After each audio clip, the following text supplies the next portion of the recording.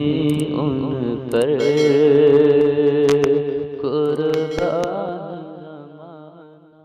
बिस्मिल्लाहिर्रहमानिर्रहीम। अस्सलामुअलैकुम मेरे अज़ीज़ साथियों, अल्लाह आपकी बेहतर हिफाजत फ़रमाए और अल्लाह ही बेहतर हिफाजत फ़रमाने वाला है। नाज़रीन, आज की वीडियो जो मैं बना रहा हूँ, आपने थंबनेल देखी, स्क्रीन पर लिखा हुआ देखा, फ़ातिहा का आसान तरीक़ा।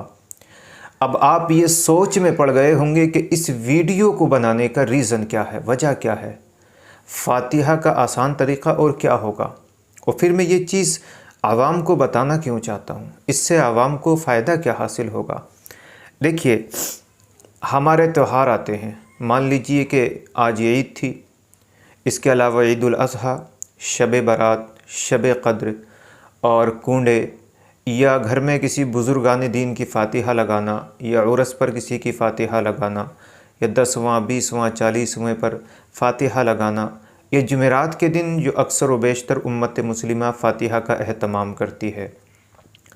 इन तमाम मौक़ों पर क्या होता है, देखिए, हमारी मस्जिद के अंदर इमाम एक है, हमारी बस्ती के अंदर इमाम सिर्फ़ एक, और घर मिनिमम पाए जाते हैं 100 से 150। अब एक इमाम इतने घरों को किस तरह कवर करेगा। अब हर घर का बंदा मस्जिद में पहुंचकर यही कहता है कि इमाम साहब हमारे घर चलिए और फ़ातिहा दें। अब इमाम साहब किस किस के घर जाएं फ़ातिहा देने के लिए। तो मैं आपको आसान तरीक़ा बताऊंगा फ़ातिहा का, कि आप ख़ुद घर के अंदर फ़ातिहा दे सकते हैं, या फिर अगर आप घर में नहीं हैं तो हमारे घर के अंदर जो बेटियां, जो माएँ, जो बहनें रहती हैं, वो भी फ़ातिहा आसानी के साथ दे सकती है। वो तरीक़ा क्या है, जल्दी से आप समझ लीजिए। सबसे पहले आपको दुरूद पाक पढ़ना है। अल्लाहुम्मा सल्ली अला मुहम्मद व अला आलि मुहम्मद कमा सल्लैता अला इब्राहीम व अला आलि इब्राहीम इन्नका हमीदुम मजीद। एक बार भी पढ़ सकते हैं और चाहें तो 3 बार भी पढ़ सकते हैं। इसके बाद आपको जो है सूरह फ़ातिहा पढ़नी है। अल्हम्दुलिल्लाहि रब्बिल आलमीन अर्रहमानिर रहीम मालिकी यौमिद्दीन, इसको मुकम्मल पढ़ना है आपको। इसको 3 बार पढ़ना है। 3 बार सूरह फ़ातिहा पढ़नी है, 3 बार दुरूद पाक, 3 बार सूरह फ़ातिहा। अब 3 बार सूरह इखलास आपको पढ़नी है, यानी कुल हुवल्लाहु अहद अल्लाहुस समद लम यलिद वलम यूलद वलम यकुल लहू कुफुवन अहद। ये है सूरह इखलास। ये तीनों 3-3 मरतबा आप पढ़ लें। ये एक आसान तरीका आपके सामने पेश कर रहा हूँ, जो आसानी के साथ आप यहीं पर इसको याद भी कर सकते हैं।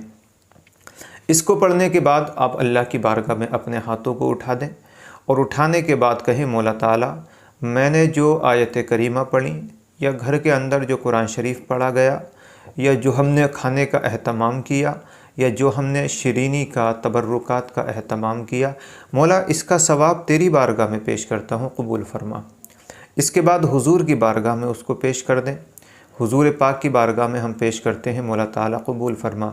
इसके अलावा जिस नबी का नाम याद हो, या जिस वली का नाम आपके याद हो, यानी ख्वाजा गरीब नवाज़ का नाम याद है तो उनकी बारगाह में पेश कर दे।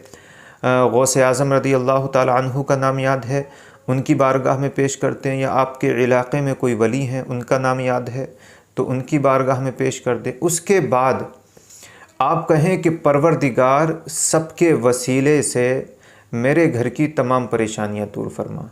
अब देखिए, अब आप सोच रहे होंगे कि जी हम आपकी तरह तो नहीं पढ़ सकते अल्फाज। आप अपने अंदाज़ में पढ़ें। आप अपने अंदाज़ में अपने रब से कहें कि मौला मेरी परेशानियों को दूर कर दे, मेरी मुसीबतों को दूर कर दे, मेरी तकलीफ़ों को दूर कर दे, मेरे घर में जो आफ़ात है, बलियात हैं, उनको मौला ताला तो दूर कर दे। इस अंदाज़, यानी जो भी आपका अंदाज़ है, उस अंदाज़ में अपने रब से कहें। इंशाअल्लाह बिहम्दि ताला अल्लाह पाक आपकी दुआ को, आपकी फ़ातिहा को अपनी बारगाह में ज़रूर कबूल फ़रमाएगा। ये आपके ख़ानदान से कोई मरहूमीन है, या किसी मरहूम की फ़ातिहा आप दे रहे हैं, उसके नाम से दे रहे हैं, तो यूँ कह दें कि मौला उनको जन्नत में आला मकाम दे दे, मौला उनकी कब्र की परेशानियों को दूर फरमा दे, मौला उन्हें दोज़ख की आग से बचा ले। इस तरह के जो भी अल्फाज आपकी ज़बान पर आते चले जाएं, वो अपने रब से मांगते चले जाएं। अच्छा, आपको अगर मांगने में दिक्कत हो रही है तो सिर्फ़ एक अल्फाज ये बोल दें कि परवरदिगार जो मांग लिया है उसे भी कबूल कर ले, और जो कुछ मांगने से रह गया है तेरी नज़र में मौला तो उसको भी कबूल कर ले। ये सबसे आसान तरीक़ा मैं आपके सामने बता दिया हूँ। इस तरह से आप दुआ कर लें। इसके बाद आपको क्या करना है, दुरूद पाक पढ़ लें फिर से मिनिमम 3 मरतबा। अब ये शुरू में दुरूद पाक, आखिर में दुरूद पाक, इसका रीज़न ये होता है कि जब अल्लाह की बारगाह में फ़रिश्ते ये दुरूद पाक लेकर के जाते हैं तो दुरूद पाक के साथ आपकी दुआएं भी जाया करती हैं। यानी ये दुरूद पाक की जो डाली है, ये जो अल्लाह की बारगाह में जा रही है, इसी दुरूद पाक की डाली पर आपकी दुआ भी रखी हुई है।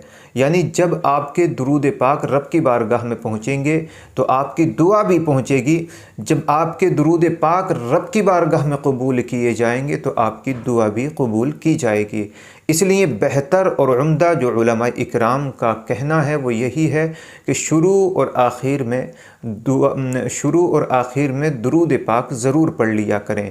और हज़रत उमर फ़ारूक़ आज़म रदियल्लाहु ताला अन्हु का भी यही कहना था कि आप अगर चाहते हैं कि तुम्हारी दुआएं अल्लाह की बारगाह में कबूल की जाएं तो दुरूद पाक ज़्यादा से ज़्यादा आप पढ़ा करें। तो आसानी से आप ये समझ गए होंगे कि फ़ातिहा हमको किस तरह दें। दिक्कत अगर आ रही हो आपको तो रिपीट करके भी सुन सकते हैं, इसको लोड भी कर सकते हैं, किसी भी तरह याद करें, लेकिन याद करें। देखिए मेरे प्यारे साथियों, हम कहाँ तक मस्जिद के इमाम को बुला कर लाएंगे। अब ये जो शब क़द्र है, शब बारात है, कूंडे हैं, इसके अलावा कुछ और मौके भी होते हैं। इन मौक़ों पर इमाम हमें नहीं मिल पाते मस्जिद के अंदर, किसी और के घर चले जाते हैं। तो ऐसे मौके पर आपको परेशान नहीं होना। ये आसान तरीक़ा मैंने आपकी खिदमत में पेश किया है, इस पर अमल करें। अल्लाह ने चाहा तो आपको किसी के पास जाने के, हाँ अगर कोई बड़ी फ़ातिहा है यानी 10वां 20वां 40वां, तो उसमें बेहतर तरीके से एहतमाम करें और तमाम बस्ती के लोगों को बुलाएं, वो ख़ुद ही आ जाते हैं। उसके बाद मस्जिद के जो इमाम होंगे वो आपके घर के अंदर हाज़िर रहेंगे। इंशाअल्लाह बिहम्दि ताला अदब व एहतराम ताज़ीम के साथ फिर दुआए खैर की जाएगी। अल्लाह ताला जल्ला शानु उस दुआए खैर को अपनी बारगाह में ज़रूर कबूल फ़रमाएगा। ये वीडियो अगर पसंद आई हो तो वीडियो को लाइक करें एंड शेयर ज़रूर करें, और नए मेहमान हैं तो चैनल को सब्सक्राइब ज़रूर करें। मैं इंशाअल्लाह बिहम्दि ताला इस तरह की वीडियो आपकी खिदमत में पेश करता रहूँगा। जब तक आपसे अलविदा लेता हूँ।